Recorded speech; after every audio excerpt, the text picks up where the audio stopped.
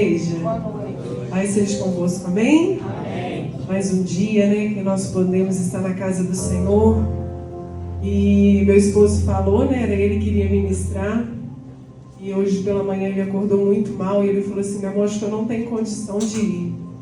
E deixa eu te falar uma coisa, quando você fala sim para o Senhor, você não tem mais escolha, amém?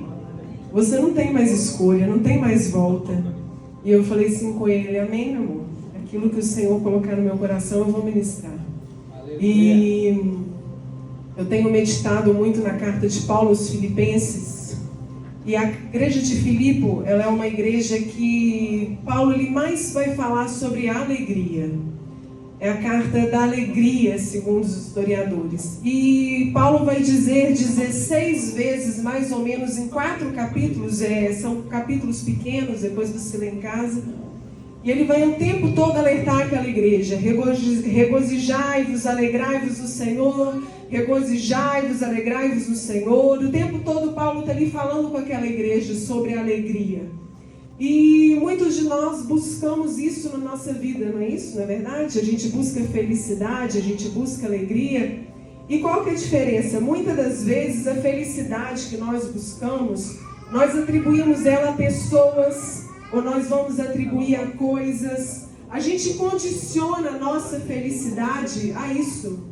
Só que a alegria que Paulo vai dizer para a igreja de Filipe, ela não é uma alegria que tem a ver com a felicidade. Porque quando você atribui a sua felicidade, a sua alegria a essas coisas, quando um ente morre ou quando um ente vai embora, você já não fica mais feliz, amém? Ou quando às vezes você tem a bonança e de repente você perde recursos e perde o emprego, aí o que acontece? Às vezes você passa também o quê? A não ficar tão feliz assim, ou o seu casamento. E nessa noite o Senhor ele quer devolver para você a alegria dele, que independe das circunstâncias, que independe daquilo que você está vivendo, que não tem nada que possa estar condicionado a ela, mas é simplesmente a alegria e o óleo do Espírito Santo de Deus, amém? E Paulo, quando ele vai falar na carta de Filipos, ele vai dizer para a igreja de Filipenses que tem 4 coisas que vão roubar a nossa alegria. Nos 4 capítulos, cada capítulo ele vai mencionar uma coisa. E no primeiro capítulo ele vai falar que o que rouba a alegria? As circunstâncias. Aquilo que a gente vive, o momento que você vive. Satanás usa isso como uma armadilha para poder roubar a sua alegria, amém? No segundo capítulo, Paulo vai falar dos relacionamentos, das pessoas, do egoísmo, do orgulho. Ele vai falar que muitas das vezes, quando nós colocamos o nosso eu na frente dos outros, o inimigo usa isso também como uma armadilha para poder roubar a nossa alegria. Quando você vai para Filipenses 3, o Senhor ele vai falar através da vida do apóstolo Paulo sobre recursos, vai falar sobre finanças. E a palavra vai dizer que a nossa alegria, muitas das vezes, ela é frustrada, porque nós buscamos muito mais recursos da terra do que recursos do céu. E a palavra no Filipenses 4, no capítulo, Paulo vai dizer que essa alegria, ela é roubada por causa da ansiedade que nós vivemos. E não é assim nos nossos dias? A gente não tem muitas das vezes se frustrado ou perdido a alegria ou perdido o sorriso por causa de pessoas, por causa de recursos, ou por viver ansioso, ou por viver preocupado, inquieto com muitas coisas, não é verdade? E eu queria te convidar a abrir comigo a palavra do Senhor, o livro de Filipenses, o capítulo é 1, a partir do versículo 3. A igreja de Filipos, na cidade de Filipos, foi fundada na segunda viagem missionária de Paulo, e era uma igreja que ele amava muito. Era uma igreja que ele vivia mencionando sobre ela nas suas cartas, amém? Filipenses 1:3, para a gente ganhar tempo, eu vou ler. Dou graças a meu Deus todas as vezes que me lembro de vós, fazendo sempre com alegria oração por vós em todas as minhas súplicas, pela vossa cooperação no Evangelho, desde o primeiro dia até agora. Tendo por certo isso mesmo, que aquele que em vós começou a boa obra, a aperfeiçoará até o dia de Jesus Cristo. Amém? Somente esse versículo a gente vai dar uma caminhada hoje na palavra. O apóstolo Paulo está falando aqui com a igreja e ele vai virar e falar assim: olha, eu lembro sempre de você nas minhas orações, eu te amo, porque você tem permanecido da maneira como desde o início até agora. Um dos motivos de nós termos sido roubados a nossa alegria é o fato de nós sermos inconstantes com Deus. A palavra vai dizer que aquela igreja, da mesma maneira que ela começou lá atrás, ela permanecia fiel até os dias de hoje. E quantas das vezes a inconstância, quantas das vezes a nossa instabilidade em Deus tem nos roubado esse lugar. A gente começa muito bem uma coisa, mas é dificilmente a gente terminar. Ou só eu que sou assim? Eu também sou assim. A gente inicia uma coisa motivada, a gente inicia uma coisa bem, um livro que você começa a ler e de repente você vai procrastinando, de repente você já não está do mesmo jeito que você começou. Só que o Senhor está falando que isso vai roubar o que? A nossa alegria também. Porque quando nós somos constantes em Deus, quando nós permanecemos do mesmo jeito que nós iniciamos, e isso é o Senhor falando com nós nessa noite. Igreja, eu te chamei para você permanecer, eu te chamei para você não parar, eu te chamei para você avançar. O que tem te parado no meio do caminho? O que tem te parado? O que tem roubado a sua alegria? Que tem te feito não estar da mesma forma quando você estava lá atrás no início? Lembra das primeiras obras? Lembra do primeiro amor? Quando chegava domingo, era 6 horas, a gente já estava pronto para vir para a casa de Deus. Porque a gente tinha sede, a gente tinha fome de estar na casa do Senhor. As coisas já não eram tão importantes mais. O que mais importava era a gente estar com Ele. E Paulo vai dizer para essa igreja, Paulo vai dizer assim: olha, eu tenho orado, tenho alegria, eu amo vocês, porque vocês têm permanecido até agora da mesma maneira que vocês começaram. Desculpa. Então o Senhor vira e fala: Paulo, fala com aquela igreja. Eu estou convidando ela a não perder as primeiras obras e o primeiro amor, a não esquecer de tudo aquilo que eu chamei. E olha a promessa que o Senhor vira e fala: olha, aquele que começou a boa obra, Ele é fiel para concluir na sua vida, amém? Aquele que começou a boa obra, a palavra do Senhor vai dizer que os planos dele não podem ser frustrados, que tudo aquilo que o Senhor prometeu, tudo aquilo que o Senhor liberou sobre a sua vida, Ele é fiel para cumprir. Mas Aline, então por que não cumpre? É porque eu paro no meio do caminho. Em vez de eu permanecer até o fim, eu paro, porque a palavra do Senhor, ela não volta vazia, amém? Aquilo que Ele liberou sobre a sua vida vai se cumprir, mas eu preciso estar nesse lugar de permanecer. Porque a palavra diz que aquele que prometeu, existe uma promessa sobre você, igreja. Existe uma promessa para se cumprir. Ah, mas eu estou olhando o tempo, eu olho as circunstâncias. Não, o Senhor te trouxe aqui para te dizer: eu sou fiel, ainda que você não seja fiel. Eu, o Senhor, eu permaneço fiel. Eu sou fiel com a aliança que eu tenho com os meus.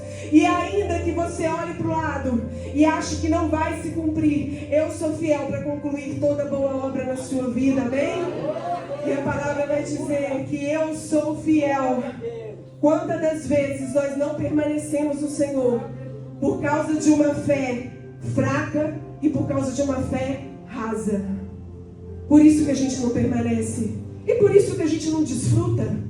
Eu estava falando com uma irmã quinta-feira e ela falou assim: Aline, eu fechei a minha agenda de quinta, porque quinta-feira eu tenho um compromisso com Deus na igreja. E as pessoas chamam ela de doida. E ela virou para mim e falou isso, e na hora o Espírito Santo falou comigo: sabe o que, filha? É por isso que alguns recebem numa medida diferente de outros. É porque a maneira como você se posiciona, a maneira como você encara, a maneira como você se coloca diante do Senhor vai determinar a porção que você vai receber dele. Não adianta você, com uma fé rasa, com uma fé superficial, querer receber todas as promessas dele. Ele é fiel para cumprir, sim, ele é, mas ele está te convidando nessa noite a permanecer. Ele está te convidando essa noite a entregar mais, a sair um pouco desse raso, a sair um pouco dessa fé fraca, para entrar numa fé mais profunda nele. Para entrar numa fé mais profunda. O ambiente, ele é um só, amém? O Espírito, ele é um só. Mas o que vai determinar é eu receber, o que vai determinar é eu viver as coisas em Deus. Não é simplesmente aquilo que eu vejo, aquilo que eu creio, mas é a maneira como eu me entrego para Ele. E a palavra vai dizer que o Senhor, Ele é fiel para cumprir. Nós que não permanecemos fiéis. E no versículo 9, Paulo continua a carta dizendo assim: oro para que o amor de vocês transborde cada vez mais, e que vocês continuem a crescer no conhecimento e discernimento. Quero que compreendam o que é verdadeiramente importante, para que vocês vivam de modo puro e sem culpa, até o dia em que Cristo voltar. Olha que interessante que Paulo vai falar. Eu oro para que o amor de vocês transborde, amém? O amor de vocês, ele transborda. Aonde que ele transborda? É na vida do outro, não é para mim, amém? O amor de Cristo em mim, ele precisa crescer, ele precisa aumentar para ele poder o quê? Transbordar. E a palavra vai dizer, e que vocês continuem a crescer no conhecimento e discernimento do Senhor. Quando ele fala assim, ó, eu quero que vocês compreendam o que é verdadeiramente importante, é porque nós temos priorizado nem sempre aquilo que é importante para o Senhor. Às vezes a gente faz escolhas, ou às vezes a gente prioriza o que não é importante de verdade.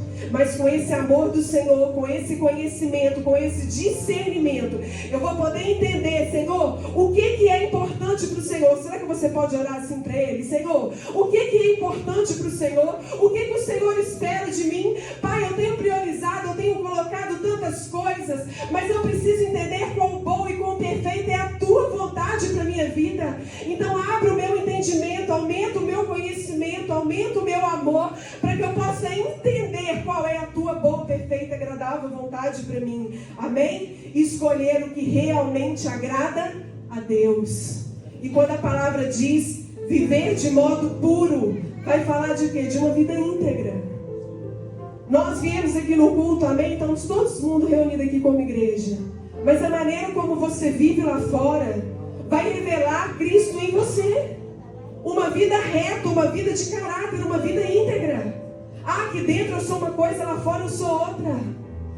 A gente precisa repensar isso. Como tem sido a nossa conduta. As pessoas quando olham lá fora para mim, o meu comportamento diz que eu sou de Cristo. O meu comportamento fala que eu pertenço a Ele. As minhas atitudes, as minhas ações, a maneira que eu trato a minha esposa, a maneira que eu falo com os meus filhos, a maneira como eu lido com o meu patrão no meu serviço, ou a maneira que eu trato os meus subordinados, eles revelam Cristo através de mim. E Paulo está convidando aquela igreja, eu estou convidando vocês a ter uma vida íntegra, a uma vida reta, a uma vida correta diante do caminho do Senhor, tendo como referência Jesus Cristo. Jesus Cristo precisa ser a nossa referência. A gente vive num mundo de redes sociais, de muitos influencers, mas o maior influencer que precisa ter na nossa vida chama-se Jesus Cristo. A primeira pessoa que precisa ser a nossa referência precisa ser Ele. E Paulo ele vai nos convidar a ter as mesmas atitudes de Cristo. Lá no versículo 3 do capítulo 2, Paulo vai dizer assim, ó: não sejam egoístas, nem tentem impressionar ninguém. Sejam humildes e considerem os outros mais importantes que vocês. Não se preocupem apenas com seus próprios interesses, mas também com os interesses alheios. Tenha a mesma atitude demonstrada por Cristo Jesus. Não sejam egoístas. Não tente impressionar ninguém. Olha o que o apóstolo Paulo está falando. Seja humilde como Jesus é. A palavra vai dizer que Jesus fala o quê? Aprendei de mim que sou manso e humilde. Só que o que acontece? Por causa de uma paternidade ferida, por causa às vezes de algum espírito de rejeição, a gente tem uma necessidade de ser aprovado, de ser reconhecido pelos outros. A gente precisa ser aceito. E Paulo está falando assim, olha, não tenta impressionar ninguém não. Eu estou te convidando para o lugar de você ser simples, de você ser humilde. Você não precisa da aprovação de ninguém, você precisa da aprovação de Cristo. Da aprovação de Cristo. E às vezes na sua infância, e isso é um estudo, né? A gente teve aqui os pastores da libertação. Quando a gente tem uma paternidade ferida, quando a gente às vezes tem um espírito de rejeição que acompanha a gente, ou às vezes algum trauma que você viveu, a gente tem uma necessidade de ser aceito pelos outros, de ser elogiado pelos outros. Só que tem elogio que vira bajulação, então foge disso. Foge disso. Você não precisa tentar impressionar ninguém. Posso te falar uma coisa? O lugar que Deus tem para você, Ele já está pronto, amém? Ele já está pronto. Então, a partir do momento que eu sou como Cristo me orienta, Aline, seja humilde, Aline, seja simples. Você não precisa da aprovação de ninguém, você não precisa reconhecer. Eu tenho um lugar para você. O Senhor tem esse lugar preparado para nós. Mas nós precisamos ser o quê? Mansos. Nós precisamos ser o quê? Humildes. Nós precisamos ser o quê? Simples. E quantas das vezes a gente está em busca de lugares, ou a gente quer elogio, se às vezes a gente faz alguma coisa e a gente não recebe elogio, às vezes nem na igreja, às vezes até no próprio serviço, você reclama. Só que a palavra vai dizer que tudo que você for fazer aos homens, você faça como se fosse ao Senhor, amém? Não esperando recompensa humana, mas esperando recompensa dele. Não é do homem que vem a nossa recompensa ela vem do Senhor. A verdade é o quê? Que a gente tem essa necessidade de ser elogiado. Isso está na carne, irmãos. Isso está na carne. A carne quer pegar e ser elogiada, ela quer ser reconhecida. Você quer arrumar, você quer o elogio que você está bonita. Você sente falta disso. Se o marido não fala, se o amigo não reconhece, você se sente o quê? Menor, você se sente inferior. Mas o Senhor está falando, eu não quero te colocar num lugar menor, eu quero te colocar na maneira como o Senhor te vê, amém? Não é como você acha que você é como o Senhor te vê. É como o Senhor te vê. E o que Paulo vai falar? Olha, se considere os outros superiores a você. Ele não está falando que é para você se humilhar, para você ser o menor, não é isso. Ele está falando para você ser humilde como Jesus é. Ele está falando para você simples como Jesus é. Você reconhecer que a gente não é melhor do que ninguém, que o que nós temos em nós é a graça dele, amém? Porque sem a graça dele nós não somos nada. Nós somos completamente dependentes da graça de Cristo. Então nós reconhecemos que nós não somos nada. E a palavra vai dizer que Ele mesmo, Jesus mesmo, abriu mão de toda a sua glória. Mesmo Ele sendo Deus, Ele não usurpou ser igual a Deus, amém? Mas antes Ele se despiu e se fez como homem por causa de mim e por causa de você. A palavra vai dizer no versículo 5: tenham a mesma atitude demonstrada por Cristo Jesus, embora sendo Deus, não considerou ser igual a Deus fosse algo que se devesse apegar. Em vez disso, esvaziou-se de si mesmo. Assumiu a posição de escravo e nasceu como ser humano. Quando veio em forma humana, humilhou-se e foi obediente até a morte e morte de cruz. Por isso, Deus deu lugar de alta honra e lhe deu o nome que está acima de todos os nomes, para que o nome de Jesus todo joelho se dobre, nos céus, na terra e debaixo da terra. E toda língua declare que Jesus Cristo é o Senhor, para a glória de Deus. A palavra vai dizer que Jesus não precisava ter passado por isso, mas Ele passou por minha causa e por sua causa. Ele não precisava ter se humilhado, Ele era Deus, mas mesmo assim Ele se fez como homem. E a palavra vai dizer que Ele não só se humilhou, mas Ele sofreu o quê? Morte de cruz, que era a morte mais humilhante daquela época, por amor a mim, por amor a você. E a palavra diz que por causa da obediência dele, foi-lhe dado um nome que está acima de todos os nomes. O nome que tem poder, aquilo que você precisa. Nós adoramos aqui na frente. Jesus, o teu nome tem poder para curar. Ele tem poder para curar. Toda enfermidade, ela não resiste ao nome de Jesus. A autoridade do nome dele, ela tem que sair em nome de Jesus. Jesus tem autoridade no nome dele para libertar todo vício, toda opressão, toda amargura, toda depressão, toda ansiedade. Ela tem que sair na autoridade do nome do nosso Senhor Jesus Cristo. E a palavra vai dizer que o nome dele foi colocado acima de todo nome, e que vai chegar um dia que todo joelho vai ter que se dobrar. E a palavra diz que é nos céus, é na terra e é embaixo da terra. Toda potestade, todo demônio que hoje fica aí vagando, ele vai ter que se prostrar diante do nosso Jesus. Toda pessoa que você fala, eu sou ateu, eu nem acredito em Deus, na volta de Cristo, ele pode não querer, mas o joelho dele vai se dobrar. O Senhor vai ter que se curvar diante do nome do nosso Senhor Jesus, porque nenhum joelho vai ficar de pé. Todos vão ter que se curvar e se render diante da presença e da glória dele. Então, igreja, por que você não desfruta do poder que há no nome de Cristo? Entra na autoridade que ele te deu dentro da tua casa. Entra e fala pelo poder que há no nome de Jesus, que toda autoridade foi dada a ele. Em nome de Jesus, o nome dele, ele tem poder para mudar qualquer cenário, qualquer sentença. Amém? A nossa alegria, ela não depende das nossas circunstâncias. A nossa alegria, ela vai depender da nossa confiança no Deus que nós servimos. Amém? A palavra vai dizer que ele se esvaziou de si mesmo. Ele se esvaziou. Jesus se esvaziou. E quem sou eu para ser cheia de alguma coisa? Quem sou eu para ser cheia de alguma coisa? A palavra diz que ele tirou toda a vontade. Nem a vontade dele prevaleceu. Ele disse no Getsemane: Pai, se possível for, afasta de mim esse cálice, mas se possível não for, que cumpra-se a sua vontade. Jesus tirou e abriu mão daquilo que ele queria, da dor que ele estava sentindo. E a gente fica muito cheio de si. E o Senhor está falando: filho, eu preciso que você se esvazie, para eu encher da minha presença, para eu encher da minha alegria. Eu preciso que você se esvazie de você, se esvazie dos seus conceitos, se esvazie de tudo aquilo que você talvez acreditou até no dia de hoje, que pudesse mudar alguma coisa na sua vida e não mudou nada. E não vai mudar, porque quem muda é só Jesus Cristo. Aleluia. Amém? E a palavra diz que ele foi obediente até o fim. Ele foi obediente até o fim.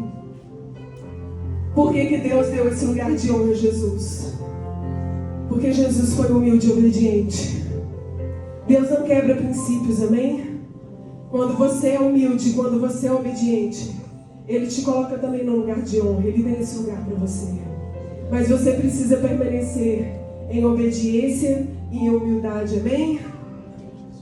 Aí Paulo vai continuar a carta e ele vai continuar dando mais uma coça nos Filipenses, amém? E nós também que estamos aqui, né? Filipenses 2,14, ele vai falar assim, ó. Filipenses 2,14. Façam tudo sem queixa, nem discussões, ou sem murmuração, nem contenda, para que sejais irrepreensíveis e sinceros, filhos de Deus, inculpáveis no meio de uma geração corrompida e perversa, entre as quais resplandecei como astros no mundo. Paulo está dizendo assim, igreja, tudo que você fizer, faça sem murmurar, faça sem reclamar. Só alguém que murmura aqui, que reclama, é só eu. A gente reclama de tudo, irmãos. A gente reclama que o tempo está frio, a gente reclama que está chovendo, a gente reclama que está calor demais, a gente reclama que o dia está corrido, a gente reclama de menino que faz bagunça, a gente reclama que não deu tempo de fazer aquilo, a gente reclama de tudo. E Paulo vai dizer assim, olha, não murmureis ou não façam queixas, né? Nem contendas. Não arrume contenda com os outros, não arrume discussões. Por quê? Para que a luz de vós brilhe no mundo corrompido. Amém? No mundo onde tudo há corrompido, no mundo onde tudo está, os valores estão todos invertidos, existe uma geração que tem sede da luz de Cristo. Só que se eu só reclamo, se eu só murmuro de tudo que acontece, como que as pessoas vão ver Cristo em mim? As pessoas vão olhar e vão falar, nossa, fulano só sabe reclamar, nada tá bom. Tudo tem que ser do jeito dele. Nada tá bom, só arruma confusão. Não tem gente que é assim? Aqui a gente não tem, mas tem gente que é assim, né? A gente convive, mas tem gente que não é assim. A verdade é que nem sempre o nosso jeito tá certo. E às vezes a gente quer que tudo aconteça do nosso jeito, da nossa forma, e a gente reclama, a gente quer as coisas tudo no lugar, arrumadinho. E eu brinco lá em casa que eu falo com o menino o dia inteiro. Guarda isso, guarda aquilo, guarda isso, guarda aquilo. A gente reclama disso. Mas a gente tem filhos com saúde, correndo, amém, né, Karine? Glória a Deus por isso. E hoje o Senhor me deu uma coça, irmãos. Ele falou assim: Aline, para de reclamar. Para de murmurar de coisas tão pequenas. Isso é muito pequeno para você ficar murmurando. Para de reclamar. Coloca os seus olhos em mim, filha. Coloca os seus olhos em mim. Eu sei o que você está vivendo. Eu sei a situação que você está passando. Eu vejo tudo. Eu vejo tudo. Eu sei de tudo. Eu sei da sua dificuldade onde você está. Eu sei da sua dificuldade, às vezes, no seu casamento, no seu emprego. Eu sei da sua vida financeira, que você tem orado para Deus abrir mais as portas. Todo controle, todo domínio continua sendo da mão de Cristo. Amém? Ele conhece todas as coisas. Então não adianta a gente ficar reclamando, porque quando nós reclamamos é como se nós falássemos: Senhor, eu não estou satisfeito com aquilo que o Senhor está me dando ou com aquilo que o Senhor está fazendo. E quando eu murmuro, eu tiro das mãos de Deus todo o controle que está na mão dele e passo a colocar na minha mão. Aí Deus tira. Aí Deus fala assim: você não quer fazer do seu jeito? Então você faz do seu jeito, que eu vou ficar quietinho aqui, eu não vou mexer mais. A gente precisa devolver o controle para o Senhor. A gente precisa devolver o controle para Ele. E a gente, eu comentei, né? A gente tem muita síndrome de Eva, amém? Que é o quê? Aquela que transfere a culpa, aquela que reclama e joga para o outro. Não, mas eu fiz isso por causa disso. Não, eu fiz isso porque a serpente que me enganou. Não fui eu que fui corrompida, não fui eu que dei ouvido, não fui eu que menti, não. A síndrome é o quê? Sempre a culpa do outro. E o Senhor está falando: filho, eu estou te chamando nessa noite para você ter um coração mais grato. Para você reclamar menos e ter um coração mais grato. Eu sei tudo aquilo que você está vivendo, mas isso vai passar. Eu sei que isso que você está vivendo talvez tenha tirado as suas forças, mas vai passar. Só permaneça em mim, amém? Só permaneça em mim. Aleluia, Jesus. A gratidão, ela move os céus a nosso favor, ainda que as coisas não estejam como nós esperamos. E a alegria do Senhor, ela faz isso. Por isso que Paulo, durante toda a carta, depois vocês lêem em casa, são 4 capítulos só.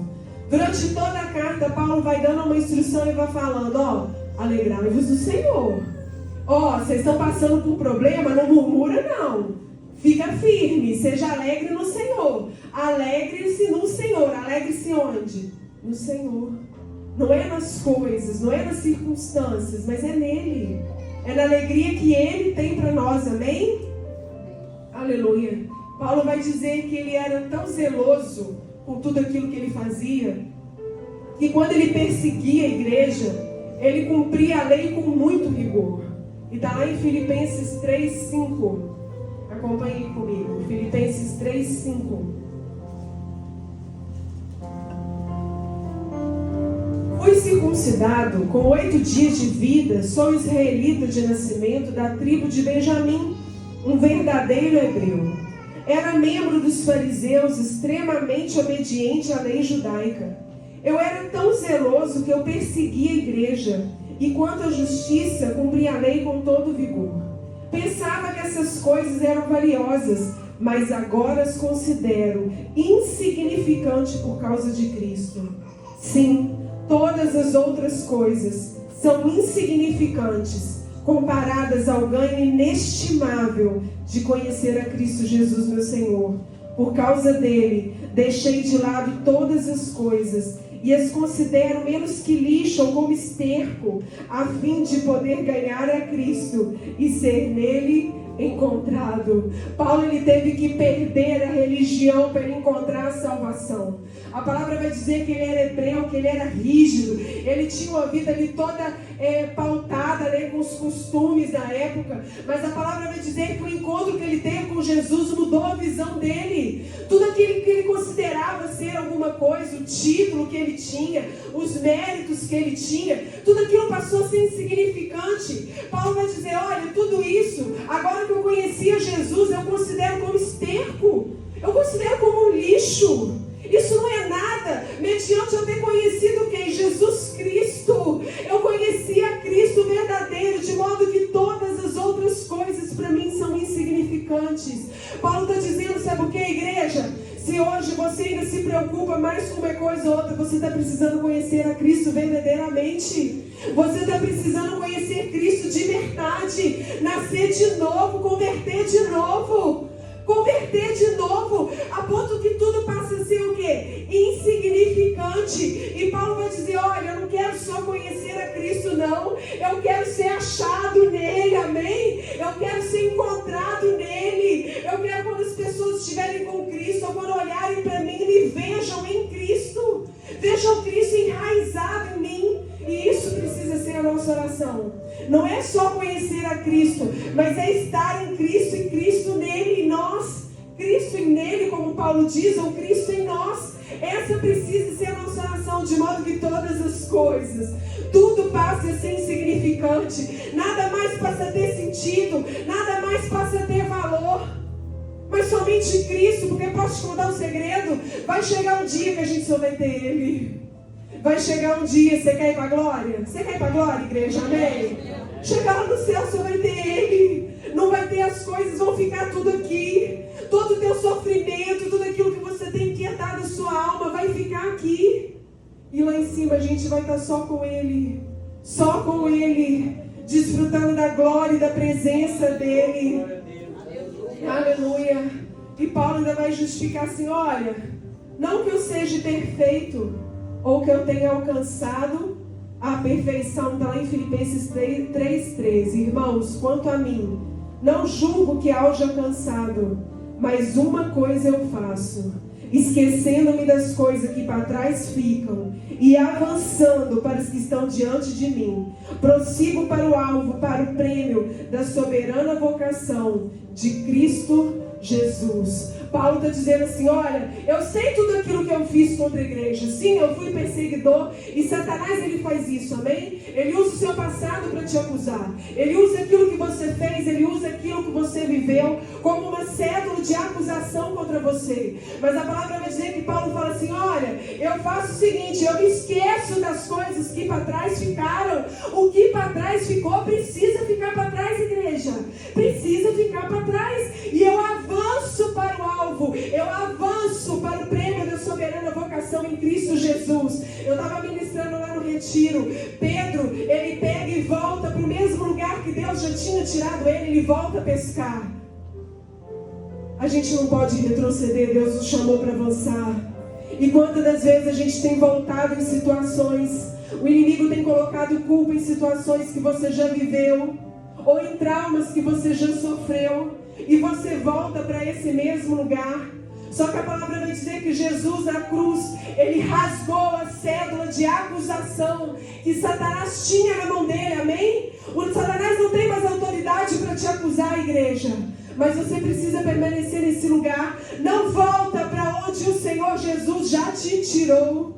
Não volta. Paulo diz assim, olha, eu esqueço-me das coisas que para trás ficaram. Eu nem lembro mais daquilo que eu já fui. Eu já fui perseguidor, eu já matei, eu já fui. A palavra vai dizer que quando Estevão, o primeiro mártir, foi apedrejado, Paulo foi aquele que estava com as roupas na mão. Aleluia. Mas isso não era mais motivo de acusação contra a vida dele, porque Paulo teve um encontro de verdade com Jesus Cristo, e aquilo Satanás não podia usar mais contra a vida dele. Tudo aquilo que Satanás poderia usar para acusar, Paulo diz, olha, eu já esqueci, já ficou para trás. Eu avanço para me alcançar aquilo que o Senhor Jesus conquistou para mim, aquilo que Ele tem para mim, que é o prêmio. A palavra diz que existe um galardão preparado para nós, um galardão, mas a gente precisa avançar, a gente precisa esquecer essas coisas.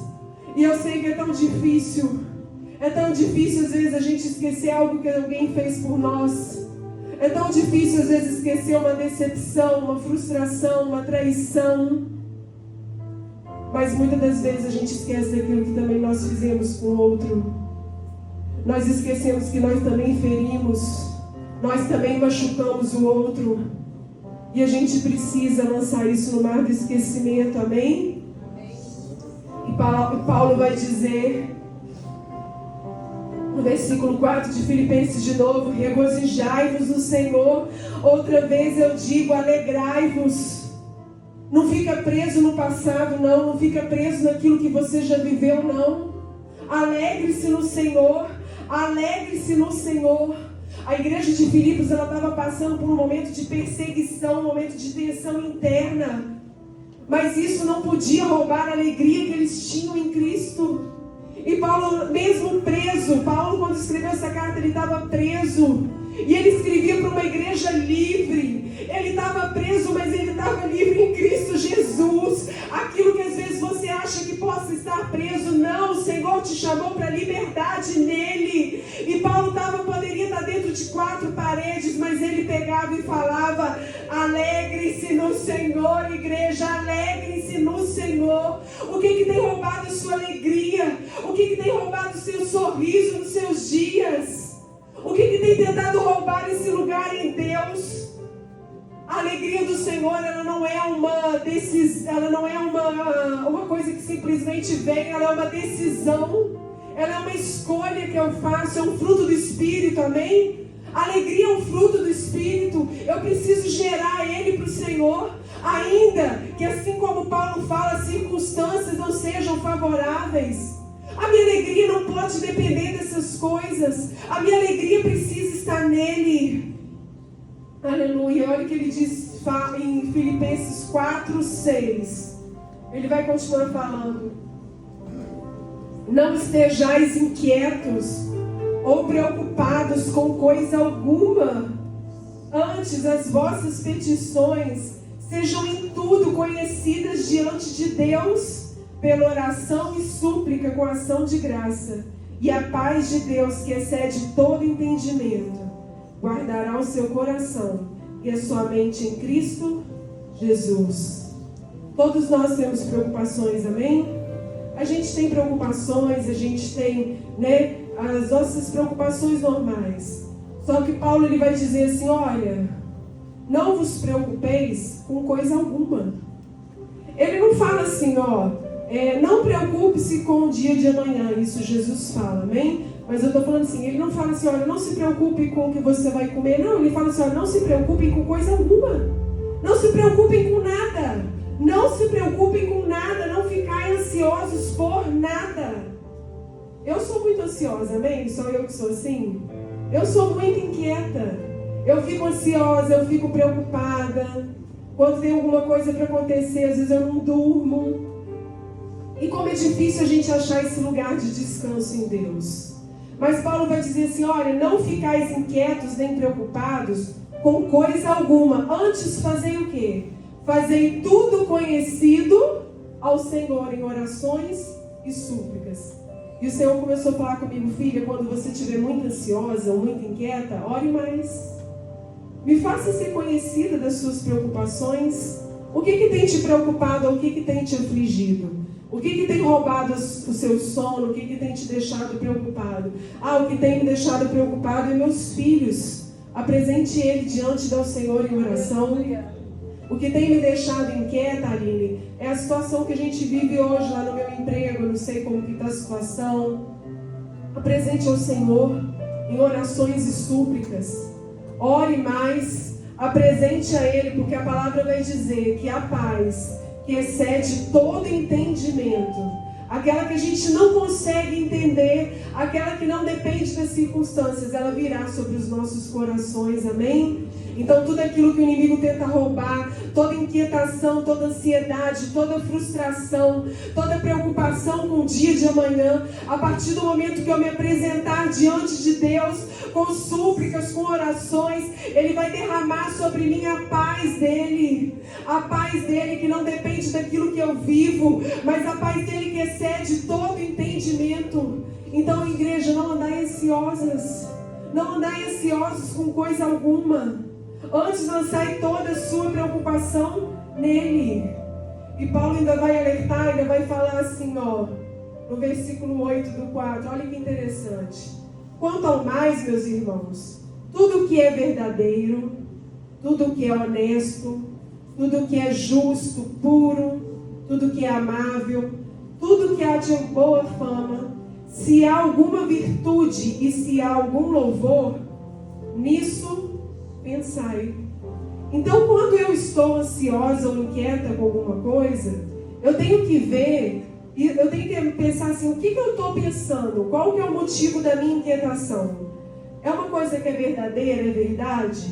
Ou é uma mentira de Satanás sobre a minha mente? Porque Satanás faz isso, amém? Então, às vezes, ele vai lançar uma mentira, uma inquietação, para gerar uma preocupação que, na verdade, nem é a realidade. Então, o que a gente precisa fazer? Paulo, além de falar para você não ficar ansioso, ele vai te dar algumas instruções. Você analisar os seus pensamentos, o quê? É verdade? É verdadeiro? Isso que eu estou pensando agora realmente é uma situação real? Ou é algo que alguém me falou? Ou é algo que alguém está tentando lançar na minha mente? Ou é alguma seta de acusação? Isso é verdadeiro? Não? Isso é justo? É honesto? Isso é alguma coisa que eu deveria pensar? É um pensamento de Cristo isso que eu estou tendo? É uma análise da gente refletir o que a gente tem pensado.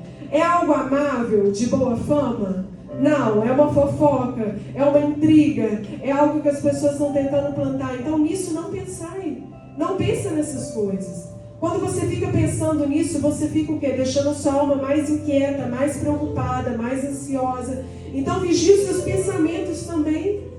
Paulo vai dizer assim para a igreja, olha, não fique ansiosos com coisa alguma, não preocupe com coisa nenhuma, faça orações ao Senhor, mas vigie os seus pensamentos também. Vigie aquilo que tem roubado a sua atenção, vigie aquilo que tem roubado a sua mente. Amém? E ele vai dizer assim, é algo amável, de boa fama? Nisso pensar nas coisas boas. O apóstolo Paulo vai dizer depois assim, transformai-vos na renovação da vossa mente. A nossa mente, ela é tão condicionada a nós pensarmos sempre no pior, amém? Não é verdade? Quando a gente vê uma situação, a gente sempre imagina o pior. A gente nunca consegue ver um lado bom das coisas. Então a gente precisa o quê? Transformar a nossa mente. Renovar a maneira de nós pensarmos. Para quê? Para nós pensarmos como Cristo pensa. Para a gente ter os pensamentos o quê? De Cristo. Porque a partir do momento que a minha mente estiver ligada a Ele, eu já não vou ficar mais ansiosa, preocupada ou inquieta com as coisas. Porque a paz que excede todo entendimento, ela vai vir sobre a minha mente, ela vai vir sobre o meu coração e vai me dar a paz que eu preciso, amém?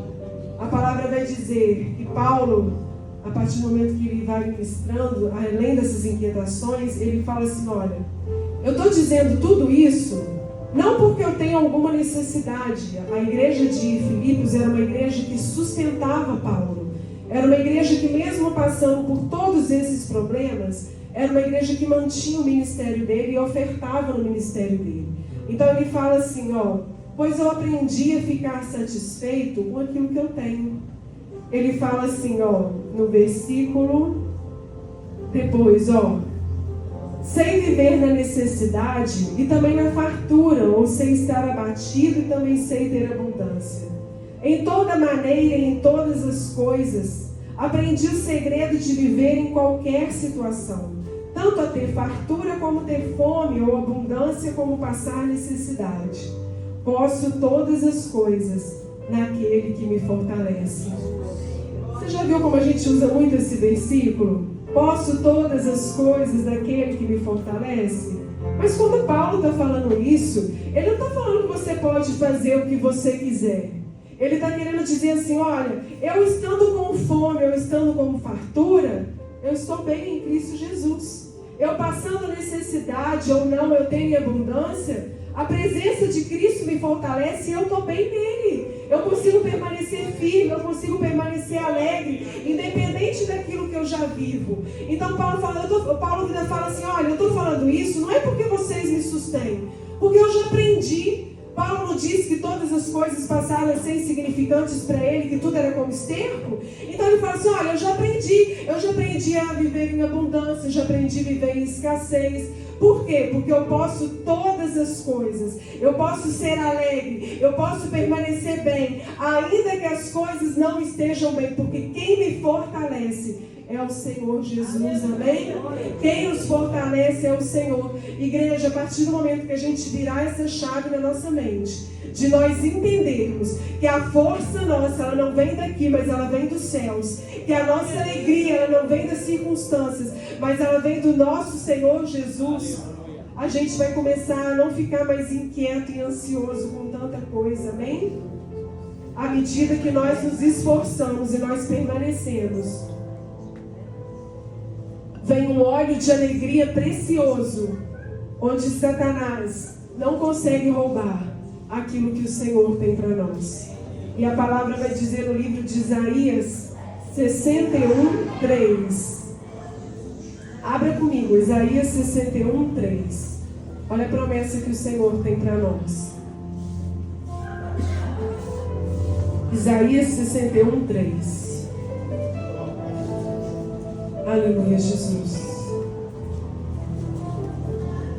Isaías 61:3 diz assim: e pôr sobre os que Sião estão em luto uma coroa em vez de cinzas, óleo de alegria em vez de pranto, veste de louvor em vez de um espírito angustiado, a fim de que se chamem carvalhos de justiça, plantado pelo Senhor para a sua glória. O carvalho era uma árvore totalmente resistente, rígida, que permanecia no Senhor. A sua copa era enorme. Ela tinha suas raízes profundas, mas não era qualquer vento e tempestade que derrubavam o carvalho. É assim que o Senhor está falando que Ele quer fazer. Olha, igreja, eu quero colocar em vocês uma coroa em vez de cinzas. Tirar a tristeza do seu coração e colocar o quê? Óleo de alegria, em vez de pranto, em vez de choro. Quando você for chorar, chora aos pés de Cristo, chora aos pés dele. Senhor, eu estou aqui lançando a minha ansiedade, a minha preocupação, a minha inquietação. Derrama esse óleo de alegria sobre a minha vida, esse óleo de alegria que não depende das circunstâncias que eu vivo, esse óleo de alegria que me faz ser feliz, me faz ser alegre, independente da situação que eu esteja vivendo, a fim de que se chamem carvalhos de justiça, plantados pelo Senhor para a sua glória. Aleluia. Aleluia. Paulo vai dizer em todo o tempo com a igreja: igreja, alegre-se. Igreja, alegre-se. Alegre-se, igreja. E eu falo com você nessa noite, igreja, alegre-se. Regozijai-vos do Senhor. O que tem roubado o seu sorriso? O que tem te deixado inquieto, preocupado? Será que a gente pode passar a murmurar menos? Será que a gente pode começar a agradecer mais? Não ficar tão inquieto com tantas coisas?